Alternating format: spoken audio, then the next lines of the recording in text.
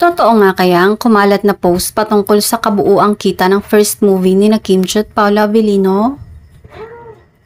Ayon sa post sa isang Facebook page, isang napakalaking balita ang yumanig sa buong entertainment industry ng Pilipinas matapos i-anunsyo ng Star Cinema na ang pelikula ni na Kim Chiu at Paolo ay kumita na ng higit 1 bilyong piso sa loob lamang ng ilang linggo. Ang nakabibiglang tagumpay na ito ay naging sentro ng usapan sa social media, habang ang mga tagahanga at eksperto sa industriya ay hindi makapaniwala sa laki ng kinita ng pelikula. Hindi ka panipaniwala ang tagumpay ng pelikula na ipinalabas mahigit 1 buwan pa lamang ay nagpakitang gilas sa box office mula sa unang araw. Ayon umano sa opisyal na ulat mula sa Star Cinema, umabot na sa mahigit 1.5 bilyong piso ang kinita ng pelikula sa buong mundo.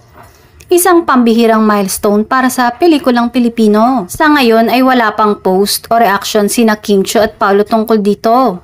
Ngunit gayon pa man, ginanap na kagabi ang victory party para sa mga bumubuo ng pelikula.